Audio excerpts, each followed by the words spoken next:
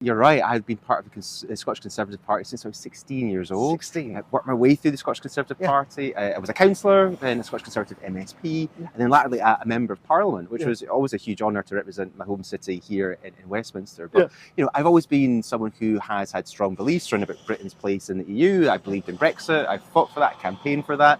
Always had really strong conservative principles around about having low tax, having freedom, and supporting the economy to grow, and making sure that we controlled our borders. And I just felt that the Conservative Party had really lost its way. I felt that it had left me, not the other way around. And I found myself hoping to change the Conservative Party within. I thought leadership change might help, and that's why I stayed involved, because I thought, could we return ourselves back to our core principles? Because we completely drifted when we were in government. And I found myself cheering Nigel Farage on the TV, thinking he's saying all the right things. At the same time, I was still involved in the Tories.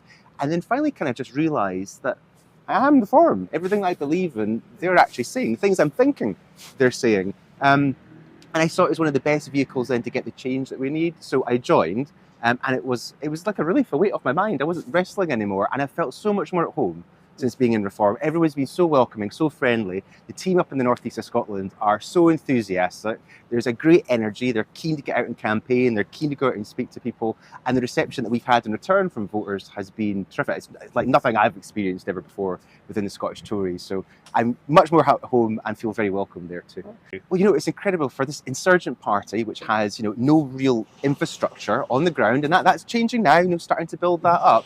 You know, potentially looking like it could be the main opposition party within Holyrood. Now, from going from nothing, no MSPs, to potentially having somewhere between, you know, 12, 15, maybe even slightly more than that. I mean, that's quite incredible, you know, based on our just clear messages alone, on, you know, scrapping net zero, on controlling our borders, on supporting Scottish fishermen and farming. It shows you how much those issues are gaining traction, because people do feel let down by all the other parties. So you're right, it's a big test, and we've got to make sure that we can meet, you know, some of those polling expectations. But from the response I'm receiving so far, whether it's at agricultural shows or speaking to people in the doors, you know, I really think we could pull off something quite spectacular next year. I do. I'm really excited about it. It's the first time I've been excited about an election in quite a while. So, well, probably he should leave office. It would be a good start. You know, supporting Scottish fishermen and farming is really important. You know, these are communities that feel completely left behind now by, you know, what this Labour government have done.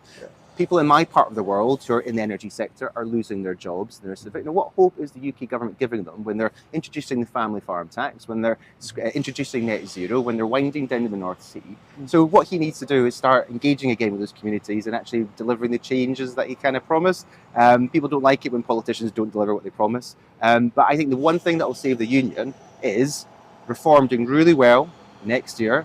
I think they're the only party in Scotland that could credibly take on the SNP and even kick them out of office, because it's the only party that is gaining support across Scotland and all parts of it, and across all demographics. You know, it really is. So it doesn't matter if you're a younger voter, an older voter, they're coming to Reform. It doesn't matter if you live in the central belt of Scotland or in the Highlands of Scotland, they're coming to Reform. And, you know, the other parties, whether it's Labour or the Tories, are stuck in their little trenches and can't really appeal beyond that. You know, there's something special about Reform, and I really do think they're the only party that could kick the SNP out, and that would be good for the union.